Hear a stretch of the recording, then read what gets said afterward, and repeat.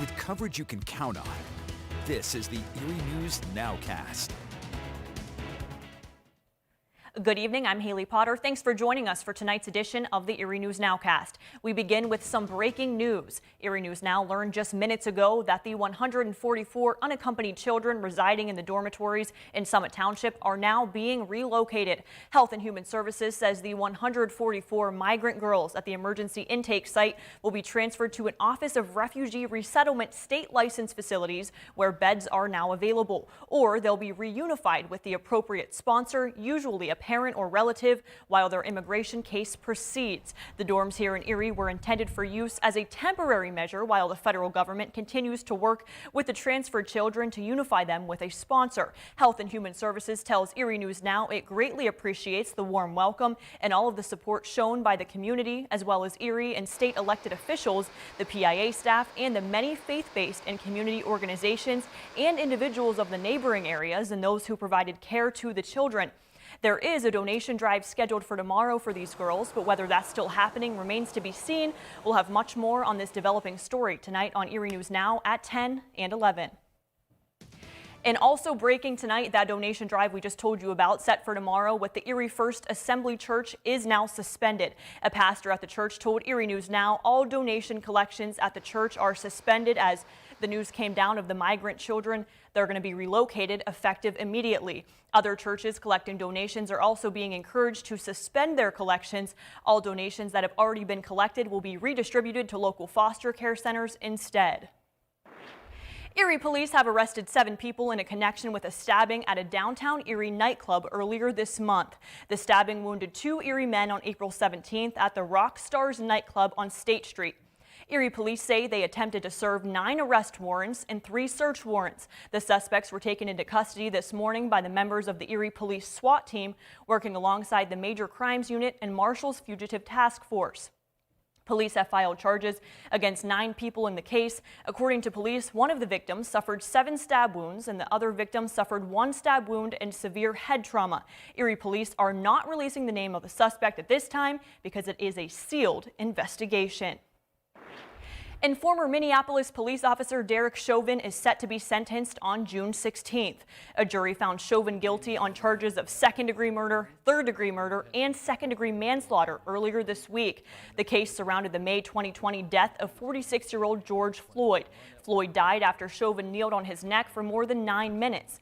Video of the incident sparked a nationwide protest movement against police brutality and systemic racism.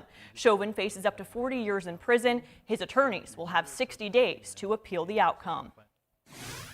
And our region has fully vaccinated more than 13,000 people over the last week. That's roughly the capacity of the Bayfront Convention Center and the Erie Insurance Arena combined. The state ends the week with more than 2.8 million people fully vaccinated. Erie County has made the most headway recently, and now more than 77,000 Erie County residents have been fully vaccinated. Crawford County has fully vaccinated more than 21,000 residents, and Warren has vaccinated about 7,000. You can always find the latest COVID-19 facts and figures on our website, erienewsnow.com. And UPMC Hammond is celebrating a major milestone in the fight against COVID-19. Today, the hospital gave its 50,000th COVID-19 vaccination. We're told UPMC saw a surge in vaccinations once the state entered phase 2, which allows anyone 16 and older to get a vaccine. However, the surge in vaccines has leveled off. We spoke with Stephen Hamilton right after he received UPMC Hammond's 50,000th dose. It's a nice milestone. I mean, a lot of people are doing this and taking a step so that we can get back to normality.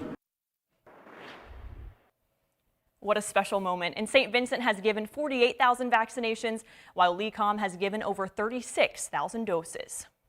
And the U.S. Forest Service is planning several prescribed burns in the Allegheny National Forest next week. One of the listed locations is in Warren County. The Forest Service says the day and the time will depend on the weather conditions. The Forest Service says it is planning prescribed burns in the Jakes Rocks area in Warren County. Prescribed fires are done with an eye towards safety and changing conditions. The Forest Service says these prescribed burns are critical to preserving wildlife and reducing the number of uncontrolled wildfires.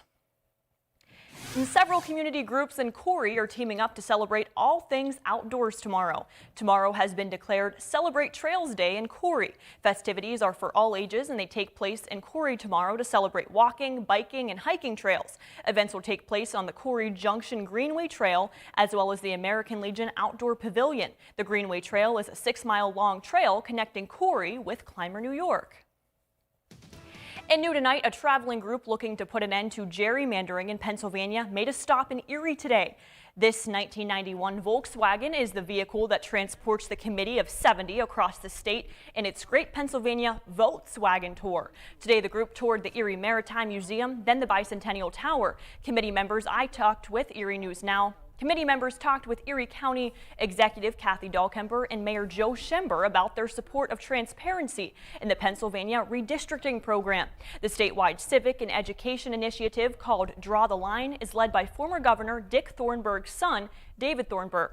One student from Gannon University explains why this initiative will help students make a change. So for students who are so engaged right now in politics, they should be really involved with trying to stop gerrymandering because no matter what they believe in, it's going to affect them.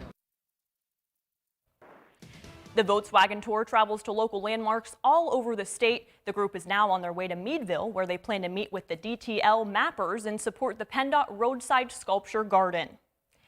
And chicken wings are the latest food items facing a national shortage. The shortage has been going on for a few months, and still local restaurants are struggling to get their hands on this popular appetizer. Tonight, I sat down with 2 local restaurant owners, both saying their shipments of chicken wings have been cut in half each week, all while more people are flocking to this popular takeout item as the pandemic continues. It's been a 2.5-month struggle now, and if they don't raise their prices, they lose money because suppliers have been upping the prices to buy bulk chicken wings. The owner of Fat Willie's Wing House says they are literally branded on chicken wings, so it's just really frustrating. That would be the equivalent of McDonald's not having Big Macs. We are Fat Willie's Wing House, and if we run out of wings, it's not going to look very good. And I will introduce you to another frustrated business owner tonight at 11 as well.